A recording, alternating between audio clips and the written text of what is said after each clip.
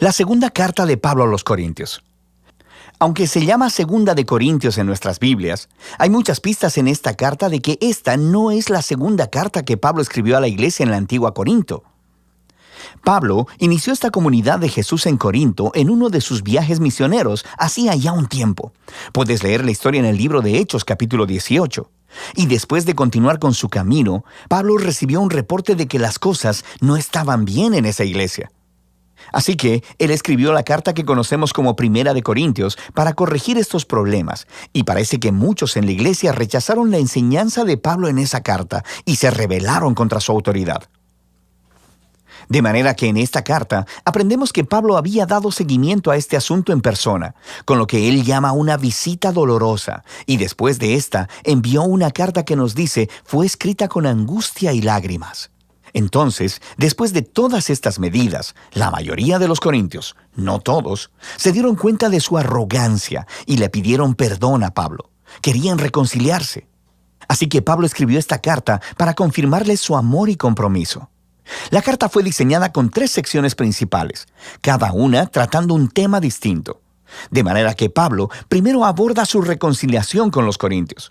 Después, en los capítulos 8 y 9, trata el tema de la generosidad olvidada, y en los últimos capítulos, Pablo reta a los corintios que todavía lo rechazan. Profundicemos un poco y verás cómo se integra todo esto. Entonces, Pablo empieza agradeciendo al Dios de toda misericordia y consolación, quien le trajo paz y ánimo a él y a los corintios durante este tiempo de división y disputa. Él reconoce que las cosas han estado tensas desde su dolorosa visita y deja claro que los ha perdonado. Él quiere una relación abierta y honesta. Pero, en primer lugar, ¿por qué habían rechazado a Pablo? Bueno, más adelante en la carta descubrimos que los corintios habían menospreciado a Pablo como líder. Él era pobre, ganaba un minúsculo salario a través del trabajo manual, estaba en constante persecución y sufrimiento, frecuentemente no tenía hogar y, para colmo, no era un orador muy impresionante. Así que, una vez que los corintios fueron expuestos a otros líderes cristianos más prósperos e impresionantes, empezaron a pensar menos de Pablo. De hecho, estaban avergonzados de él. Entonces Pablo primeramente responde mostrándoles que su exaltación de estos líderes, simplemente por su riqueza y elocuencia, es una traición a Jesús. Muestra un sistema de valores completamente distorsionado. El verdadero liderazgo cristiano, dice Pablo, no se trata del estatus o de la autopromoción. Pablo muestra cómo él y los otros apóstoles son esclavos cautivos del Rey Jesús, quien les está guiando en un desfile triunfal. El trabajo de Pablo no es ser impresionante, sino apuntar hacia la persona que sí lo es, Jesús. Él, entonces, hace alusión a una reciente demanda de los corintios de que les proveyera algunas cartas de recomendación para comprobar su autoridad y sus credenciales. Y esto le parece ridículo a Pablo. Su iglesia ni siquiera existiría si él no lo hubiera empezado. Y entonces les dice que ellos mismos son su prueba de liderazgo genuino. Ellos son su carta de recomendación. De manera brillante, cita a los profetas Jeremías y Ezequiel, diciendo que el Espíritu de Dios ha escrito su carta de recomendación en los corazones de ellos, como su pueblo del nuevo pacto. Los corintios no deberían necesitar más pruebas que esa. La mención del nuevo pacto lleva a Pablo a una larga comparación entre el antiguo pacto, entre Dios e Israel, mediado por Moisés, y el nuevo pacto entre Dios y los corintios, mediado por Jesús y el Espíritu Santo. El antiguo pacto, hecho en el monte Sinaí, fue verdaderamente glorioso. Hizo que Moisés mismo resplandeciera con la gloria de Dios. Pero esa gloria eventualmente se desvaneció, sin mencionar el hecho de que las leyes de ese pacto fueron ineficaces en transformar verdaderamente a Israel.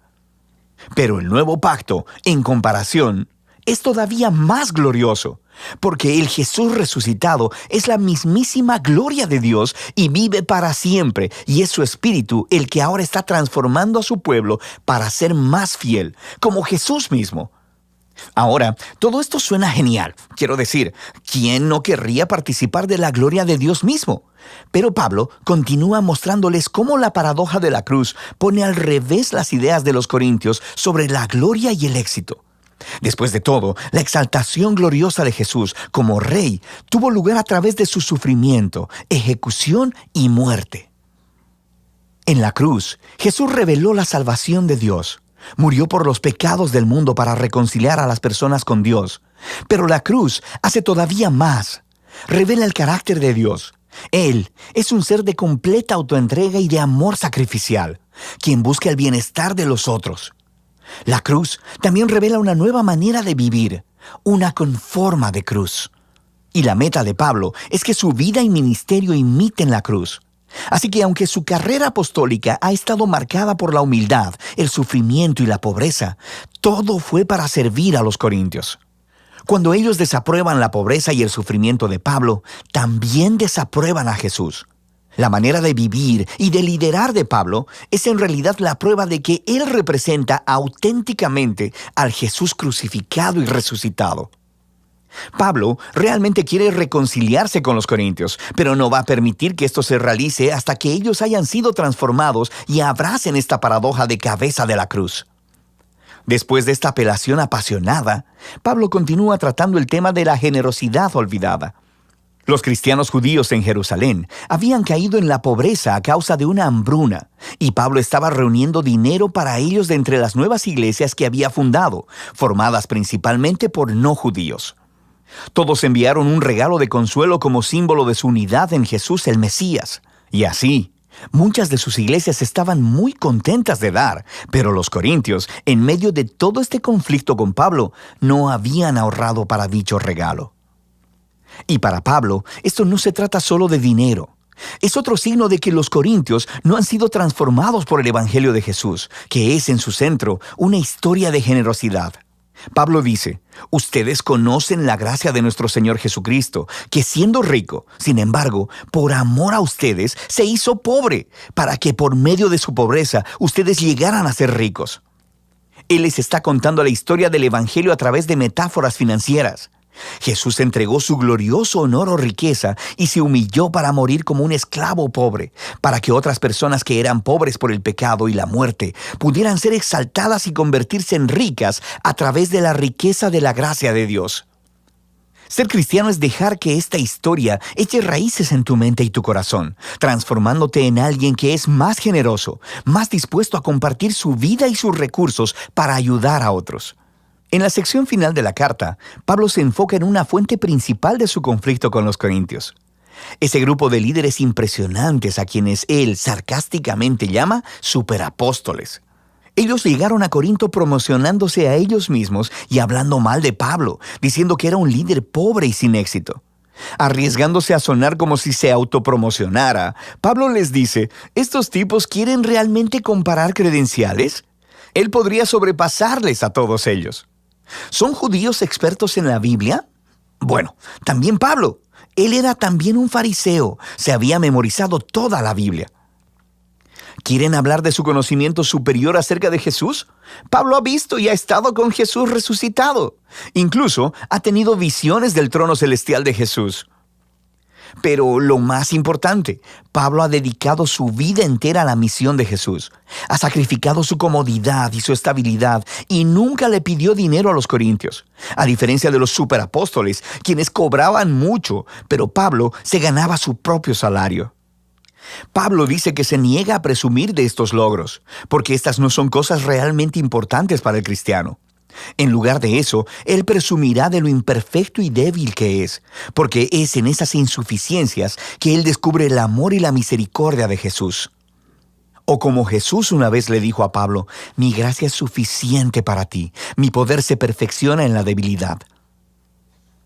Pablo concluye la carta con una sobreadvertencia a los corintios sobre su necesidad de examinarse. Su desprecio hacia Pablo, su manera de vivir y su amor por esos superapóstoles, todo esto muestra que ellos no entienden en esencia quién es Jesús. Puesto que no están viviendo como seguidores transformados de Jesús, les invita una vez más a humillarse a sí mismos delante del amor de Jesús. Segunda de Corintios nos ofrece una ventana realmente única a la vida de Pablo y a la paradoja que se nos presenta en la cruz de Jesús. La cruz reta nuestros valores y nuestras maneras de ver el mundo. Nosotros valoramos nuestro éxito, educación y riqueza, pero Dios valora la humildad y la debilidad, porque su amor y poder se dieron a conocer a través del sufrimiento, la muerte y la resurrección de Jesús.